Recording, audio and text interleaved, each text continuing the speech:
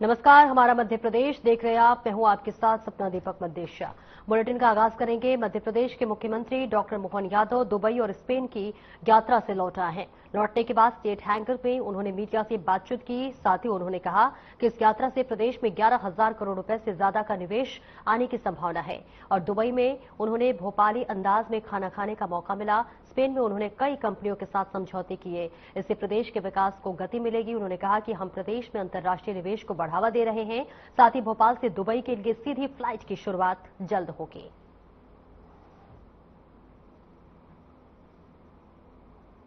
बड़े बड़े मेले और सच्चे अर्थों में तो स्मार्ट सिटी का उनके यहाँ 100 साल पुराना शब्द है स्मार्ट सिटी का। और उनके जैसे जिस कन्वोकेशन सेंटर पे हम गए थे, वो अपने देश के बलबूते पर विश्व के मेले लगाने का ठेका लेते। उनके अपने उस आयोजनों की उनकी मास्टरी है। तो आप रोजगार की दृष्टि से पर्यटन के साथ साथ व्यापार व्यवसाय को बढ़ाने के लिए हमने भी एमओयू किया उनके साथ में कि अब हमारे यहाँ भी बड़े बड़े मेले लगते हैं, लेकिन ये व्यवस्थाओं के आधार पर वो इन्वेस्टमेंट भी करना और साथ में आयोजन कराने की पूरी तैयारी करा रहे हैं। तो ऐसे कई प्रकार के अनुभव भी आ रहे हैं उसके साथ जोड़ते हुए। तो लगभग बार्सिलोना में 3,800 करोड़ के, और उसमें भी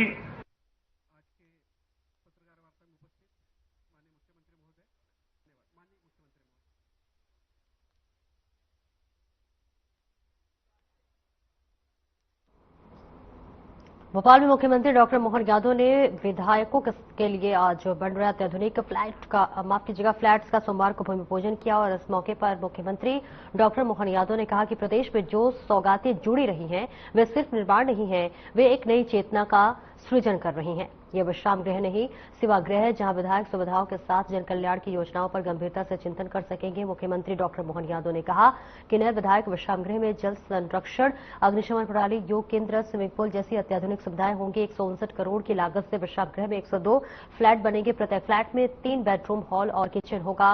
विधायक कार्यालय होगा और विधायकों की फिटनेस के लिए जिम और योगा केंद्र भी होगा।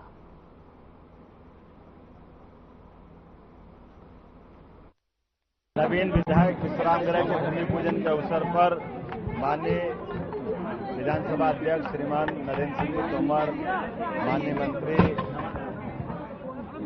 श्रीमान कैलाश विजयवर्गीय जी, माननीय मंत्री राकेश सिंह जी, हमारे माननीय स्थानीय मंत्री विश्वास जी, कृष्णा गौड़ जी, माननीय विधायक रामेश्वर शर्मा जी, माननीय विधायक भगवान दास समनानी जी, श्रीमान विष्णु खत्री जी, माननीय विधायक भोपाल ग्रामीण बेरसिया, और सबके साथ हमने आज यहाँ नए विधायक विश्राम गृह का भूमि पूजन किया, जिस विश्राम गृह के माध्यम से ये पुराने 1958 के नवाचार हम लोगों ने विगत दिनों में किए हैं और सभी विधायकों का सहयोग उसमें प्राप्त हो रहा है।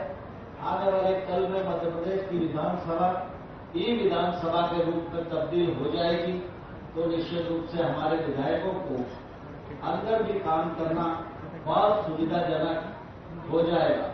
मैं इस अवसर पर मुख्यमंत्री जी को सिर्फ यही अनुरोध करना चाहता हूं कि कृपा पूर्वक आपने इस प्रकल्प की अनुमति प्रदान की। आज आपके कदमों से इसका शिलान्यास हो गया है। इसका द्वितीय चरण भी जल्दी सिरे चढ़े तो निश्चित रूप से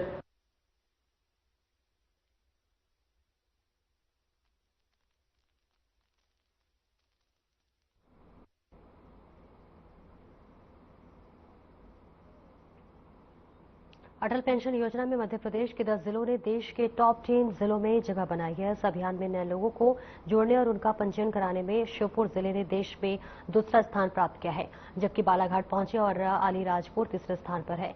अभियान के अंतर्गत अटल पेंशन योजना में ज्यादा से ज्यादा लोगों के नाम जोड़ने में रिकॉर्ड बनाने वाले जिलों को अवार्ड ऑफ एक्सीलेंस प्रदान किए जाएंगे और इसके साथ ही साथ ये अवार्ड श्योपुर जिले को भी मिलेगा। अभियान का फाइनल स्कोर पेंशन निधि विनायात्मक और विकास प्राधिकरण की तरफ से 18 जुलाई को जारी किया गया। श्योपुर में कलेक्टर अर्पित वर्मा की विशेष मॉनिटरिंग में ग्रामीण विकास विभाग ने इस योजना में लोगों को जोड़ने के लिए विशेष अभियान चलाया।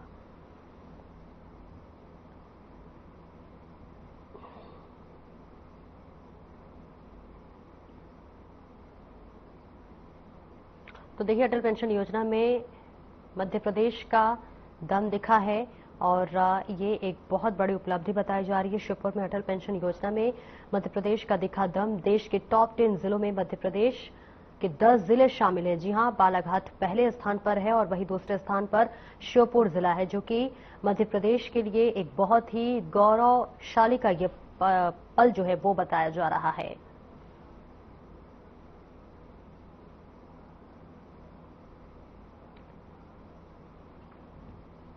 आगे बढ़ेंगे, जहां नरसिंहपुर के प्रधानमंत्री कॉलेज ऑफ एक्सीलेंस शासकीय कॉलेज में आपदा प्रबंधन के संबंध में एक कार्यशाला का आयोजन किया गया, जिसमें एसडीईएफ के होमगार्ड जिला कमांडेंट टीआर चौहान और वीरेंद्र सूर्यवंशी प्लाटून कमांडेंट द्वारा आपदा प्रबंधन से संबंधित सभी जानकारियां प्रदान की गई। बाढ़ प्रभावित क्षेत्रों में बचाव कार्य किस प्रकार किया जाता है, इसकी पूरी जानकारी दी गई। सड़क दुर्घटना के दौरान किस प्रकार लोगों की मदद की जाती है, इसकी पूरी जानकारी दी गई, जिसमें सीपीआर, फ्रैक्चर और खून के बहने को रोकना था।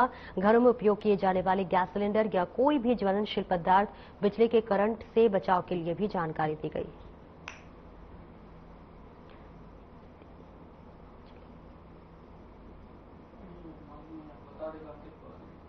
नरसिंहपुर जिले के यहाँ पर आए हुए हैं, जो आपदा प्रबंधन से संबंधित सारी जानकारी प्रदान कर रही है। आपने देखा होगा कि जैसे ही प्रथम बारिश का दौर प्रारंभ हुआ तो सभी ग्रामों में नदियाँ उफान पर आई।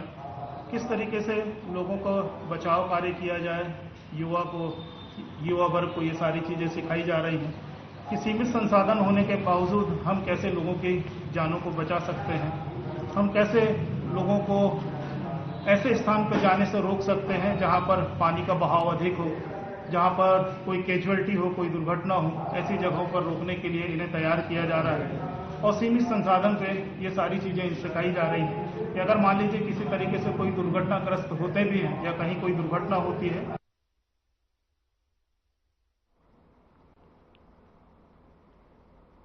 बड़वानी जिले के सिंधवा के पास निवाली तहसील के एकलव्य आदर्श आवासीय स्कूल पुरुषखेड़ा के करीब 170 छात्र छात्राएं कलेक्टर से मिलने 60 किलोमीटर दूर पैदल निकल पड़े। छात्रों ने शिक्षक मीनाक्षी भार्गव, वार्डन हिमांशु कुमार, शिक्षक रवि रंजन सिंह और मनोज शुक्ला पर भेदभाव के आरोप लगाए हैं। वहीं छात्रों ने बताया कि शिक्षक से समस्याओं के बारे में बात करने पर वे प्रताड़ित करती हैं। हॉस्टल में थाली मांगने पर हमें गलत बोलकर अपमानित किया जाता है।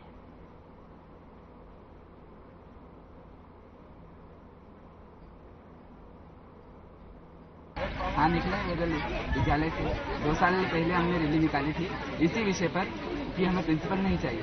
फिर भी मतलब सरकार ने उसको 5 दिन के लिए सस्पेंड किया है ना। 5 दिन बाद वो फिर वापस आ गए। वही का वही इनका कारनामा चल रहा है 2 सालों से और हमारे साथ जाति भेदभाव किया जा रहा है। हमें सामग्री नहीं मिल रही है, शिक्षा नहीं मिल रही है हमें, फिर हम क्या कर सकते हैं। सर 2 साल पहले भी हमारी समस्या के लिए रैली निकाले थे, पर हमारी समस्या में कोई परिवर्तन नहीं आया, इसलिए वापस आ गए। हम कलेक्टर से मिल रहे हैं। क्या समस्या आपकी? सर डिक्शनरी का सामान भी नहीं मिलता और हॉस्टल का सामान भी नहीं मिलता। क्या मांगे हैं आपकी?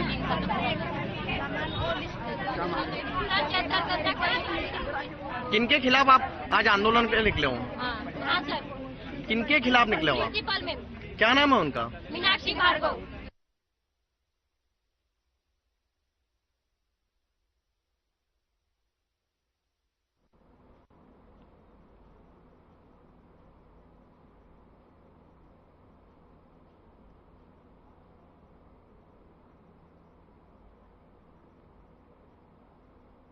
और नरवर में अखिल भारतीय विद्यार्थी परिषद के इलाज ने संदीपनी विद्यालय में छात्र सम्मेलन कार्यक्रम का आयोजन किया गया। तो वहीं अभावीप के स्थापना दिवस और राष्ट्रीय विद्यार्थी दिवस के उपलक्ष्य में यह आयोजन संपन्न हुआ। आपको बता दें कि कार्यक्रम की शुरुआत सरस्वती माता और स्वामी विवेकानंद जी की तस्वीर पर दीप प्रज्वलित के साथ शुरुआत की गई और इस मौके पर प्राचार्य धनीराम कुशवाहा मुख्य अतिथि के रूप में मौजूद रहे। भाग संयोजक करेरा ऋतुराज यादव विशिष्ट अतिथि के रूप में शामिल हुए, जिसके बाद प्राचार्य धनीराम कुशवाहा ने कहा कि अभी अभावीप का उद्देश्य छात्रों में राष्ट्रीयता की भावना का विकास करना और शिक्षा में सुधार लाना, सामाजिक और सांस्कृतिक मूल्यों को सशक्त करना है। और इसके साथ ही साथ उन्होंने कहा कि संगठन छात्रों को सामाजिक एवं राष्ट्रीय जिम्मेदारियों के प्रति जागरूक करता है और उनमें नेतृत्व क्षमता व संगठनात्मक कौशल विकसित करता है।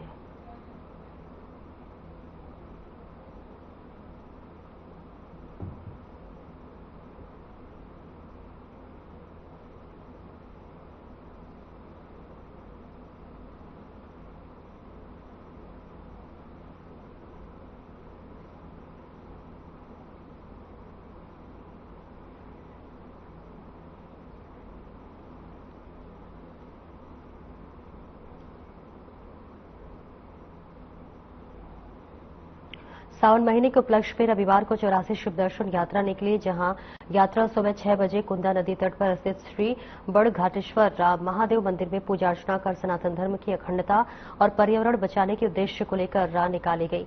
यात्रा में शामिल श्रद्धालुओं ने हर हर महादेव भोले शंभू भोलेनाथ के जयकारों के साथ विभिन्न मार्गों से गुजरकर शिवालयों में पहुंचे और महादेव पर फूल, बेलपत्र, चावल और जल अर्पित कर शीश नवाया।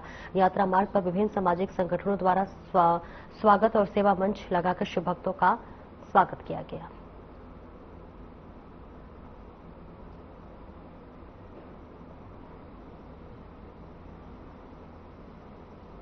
के पीछे यही उद्देश्य है कि हम पिछले 13 वर्षों से निकालते आ रहे हैं। इस वर्ष 14वां वर्ष है। पर्यावरण की सुरक्षा के साथ साथ में सनातन की ध्वजा बुलंदियों पे लहराती रहे और सभी संगठित होकर एक साथ दर्शन करते रहे, यात्रा करते रहे। इसी तारतम्य में इस बार हमारे पास में कम 4000 से अधिक भक्त हमारे साथ में यात्रा कर रहे हैं, जिसमें ग्रामीण अंचल के अधिक से अधिक मातृशक्तियां पधारी है और पूरा वातावरण शिवमय हो गया है।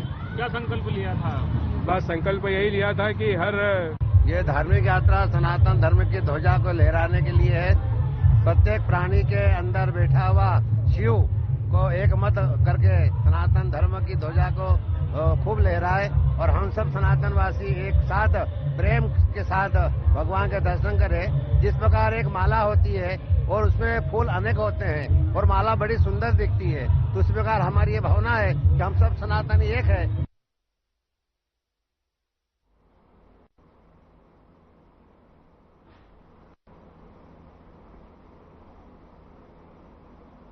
झाबुआ जिले में खाद की किल्लत लगातार बढ़ती जा रही है। किसानों को समय पर खाद उपलब्ध नहीं होने से फसलों को नुकसान होने की संभावना बढ़ रही है। जिले में समितियों के माध्यम से नगद खाद का वितरण जो है वो नहीं होकर लोन डिफाल्टर किसानों को खाद नहीं दिया जाता है। नगद खाद हेतु सिर्फ एक ही विक्रय केंद्र होने से दूर दूर से किसान झाबुआ शहर में आते हैं और खाद न मिलने की स्थिति में निराश होकर वापस चले जाते हैं। इस कारण से उन्हें आर्थिक नुकसान उठाना पड़ रहा है और इन्हीं समस्याओं को लेकर आम आदमी पार्टी जिला अध्यक्ष कमलेश सिंगाड़ और इसके साथ ही साथ कार्यकर्ताओं ने कलेक्टर को खाद की समस्या हल करने के लिए ज्ञापन सौंपा है।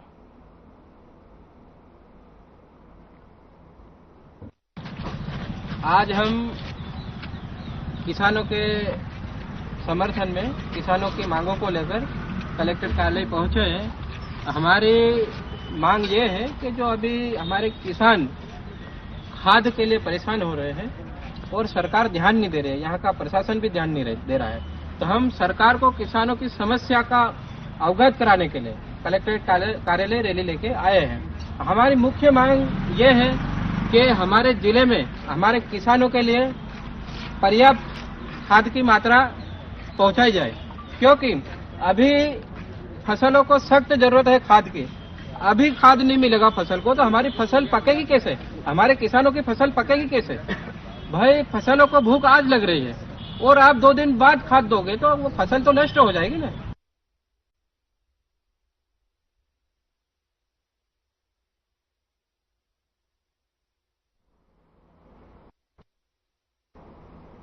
एक ब्रेक के लिए रुकेंगे, जल्द लौटते हैं।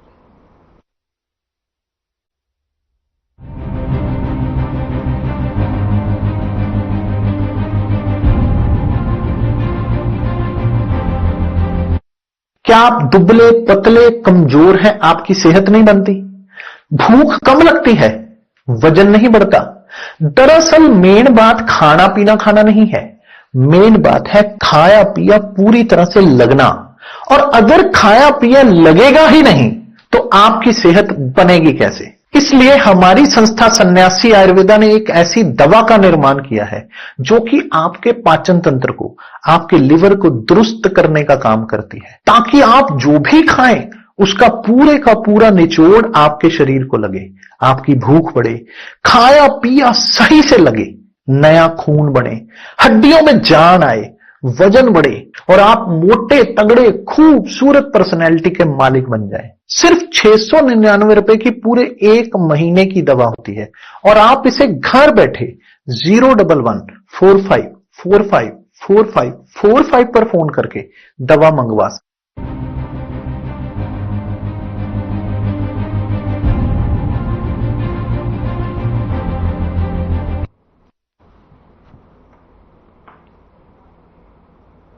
अब ब्रेक के बाद एक बार फिर से स्वागत है आपका। खबरों में आगे बढ़ेंगे। इंदौर में क्रिप्टो करेंसी में निवेश के नाम पर 4 लोगों से 1 करोड़ 34 लाख रुपए की धोखाधड़ी का मामला सामने आया है। आरोप है कि कर्नाटक के 2 युवकों ने निवेशकों को कई गुना मुनाफे का झांसा देकर ये ठगी की है।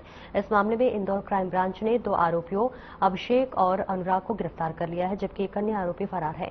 पकड़े गए आरोपियों ने नोमोक्ष टेक्नोलॉजी प्राइवेट लिमिटेड नाम से एक कंपनी बनाई थी, जिसके जरिए लोगों को निवेश के लिए प्रेरित किया था।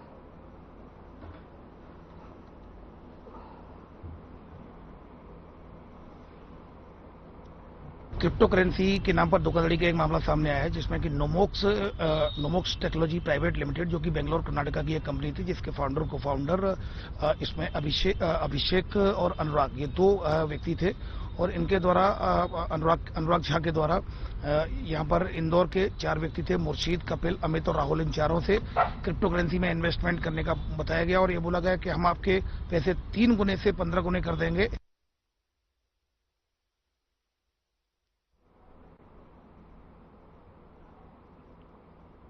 विदिशा में अतिक्रमण के खिलाफ प्रशासन ने कार्रवाई की है। कलेक्टर अंशुल गुप्ता के निर्देश पर हुई कार्रवाई।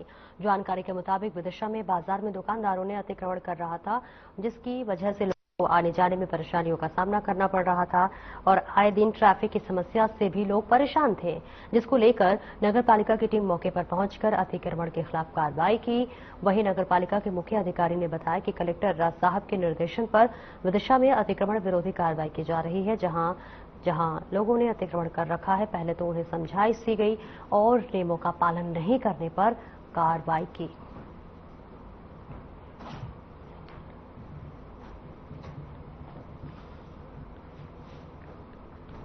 ये मुख्य सड़क मार्ग है। कलेक्टर महोदय के निर्देश पर हम ये कार्रवाई कर रहे हैं। सड़क पर बहुत जगह पर अवैध रूप से होर्डिंग्स लगा के रखे थे, कब्जा करके रखा है, जिससे फुटपाथ पूरा बंद हो गया था। तो उसे पर हम कार्रवाई करके सभी अवैध रूप से बने निर्माण और जो बोर्ड लगे उसको हटवा रहे हैं। सर, देखने में आता है यहाँ से कार्रवाई होती है, बाद में सबको अतिक्रमण कर लेते हैं।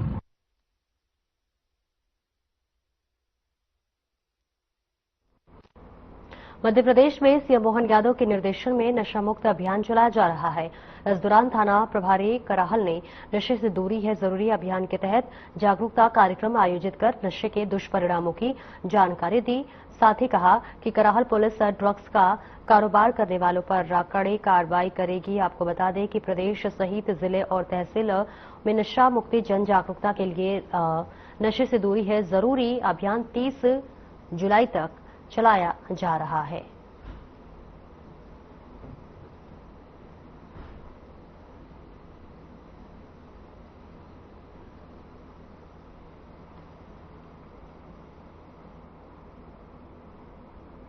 नारी शक्ति को सशक्त बनाने और उन्हें ट्रैफिक नियमों के प्रति जागरूक करने के उद्देश्य से महापौर पुष्यमित्रा भार्गव के निर्देशन में इंदौर नगर निगम परिवहन विभाग और ट्रैफिक पुलिस विभाग के संयुक्त तत्वाधान में इंदौर के सभी नगर निगम जोन कार्यालय पर ट्रैफिक शक्ति निःशुल्क लर्निंग लाइसेंस शिविर का आयोजन किया गया, जिसमें आरटीओ और ट्रैफिक मित्र की टीम के साथ नगर निगम की टीम भी मौजूद है। महापौर पुष्यमित्र भार्गव ने कहा कि महिलाओं को ड्राइविंग लाइसेंस प्राप्त करने की प्रक्रिया से परिचित कराना, उन्हें आत्मनिर्भर बनाना और ट्रैफिक व्यवस्था में उनकी सक्रिय भागीदारी सुनिश्चित करना।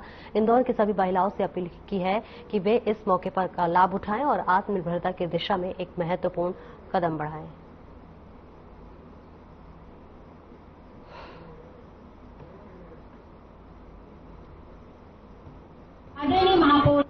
देखिए, अपनी मातृशक्ति ही सबसे बड़ी ताकत है। स्वच्छ इंदौर को ट्रैफिक में नंबर 1 बनाना है तो हमारी महिलाओं को स्वयं भी और दूसरों को भी नियम पालन करने के लिए प्रेरित करना पड़ेगा। इसलिए आज इंदौर में मातृशक्ति सशक्तिकरण की दृष्टि से 22 जोनों पर निःशुल्क लर्निंग लाइसेंस बनाने के कैंप नगर निगम और आरटीओ ने मिलकर अपनी ट्रैफिक मित्र समिति के साथ आयोजित किया है। हमारी अपेक्षा से ज्यादा प्रतिसाद मिल रहा है। हमारी बहनें आज रविवार होने के कारण अपने घर से निकलकर अपना लाइसेंस बनवाने के लिए आई हैं। मुझे लगता है कि बहनों को आरटीओ जाना एक कष्टप्रद काम है, इसलिए अगर आरटीओ खुद उठ के यहाँ आया है तो उसका लाभ मिल रहा है।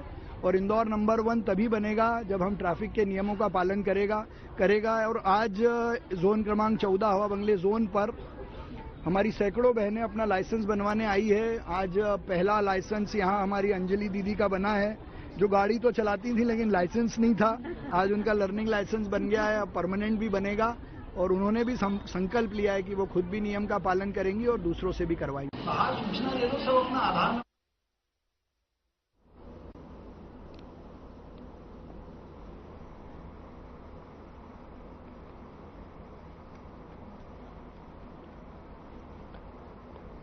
देश की रक्षा में तैनात भारतीय सेना के वीर जवानों के लिए सारंगपुर नगर के पूर्व नगरपालिका अध्यक्ष रुपल प्रमोद सादानी ने अपने हाथों से रक्षा सूत्र बनाकर रक्षा मंत्रालय नई दिल्ली में स्पीड पोस्ट से भेजी है। विगत 11 वर्षों से सादानी से यह सहकारिता कार्य कर रही है। उनकी ये देश प्रेम की भावना सभी के लिए प्रेरणादायी है।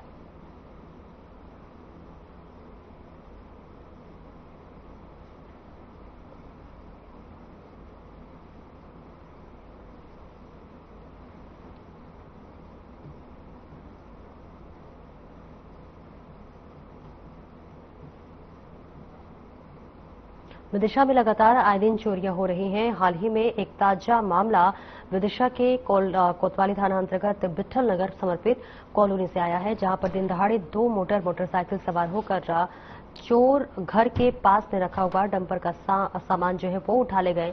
चोरी करने का वीडियो सीसीटीवी कैमरे में कैद हो गया। बताया जा रहा है कि 2 चोर जो कि दिन में आए और मोटरसाइकिल पर डंपर का रखा हुआ सामान लेकर चले गए, जिनके घर का सामान चोरी हुआ है। उन्होंने बताया कि वे मंदिर गई हुई थी और जब घर आए तो पता चला कि उनके घर के पास रखा हुआ सामान चोरी हो गया है, जिसकी कीमत लगभग 15 से 20 हजार रुपये बताई जा रही है।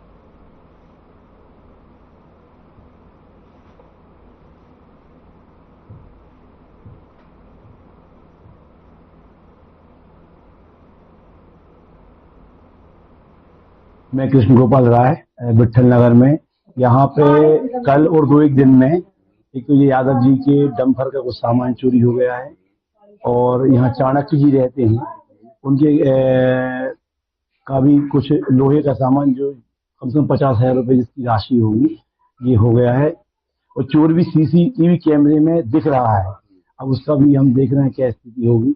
और शासन प्रशासन का विशेष यहाँ पे ध्यान नहीं है, क्योंकि यदि ध्यान होता तो ये स्थिति नहीं बनती। और नगर पालिका के जो कचरे के जो चलते हैं ना गाड़ियां, वो भी यहाँ पे नहीं आती है। शासन को विशेष ध्यान। रचना साहू, यहाँ पे एक तो कॉलोनाइजेशन में जो वादे किए थे कि बाउंड्री वाल बनाएंगे और गेट लगवाएंगे, कवर्ड कैंपस करेंगे, वो अभी तक नहीं हुआ है। बस वो न्यू अपने प्रोजेक्ट में लग गए हैं, तो यहाँ बिल्कुल ध्यान नहीं दे रहा। और इस वजह से लक्ष्मी यादव, बिट्ठल नगर। नहीं, घटना तो बहुत दिनों से हो रही है, लेकिन हम लोग समझ में नहीं आई। और हम कल मंदिर गए, मंदिर से हम आए तो एक भैया है, बोले भाभी तुम्हारा सामान कहाँ गया घर का। तो हमने कि भाई साहब ने बोल दिया होगा, कोई कर्मचारी लेकर चला गया होगा। फिर पता चला कि हमने कैमरा में देखा, भाई साहब को फोन लगाया, भाई साहब बोले। फिलहाल इस बुलेटिन में इतना ही। नमस्कार।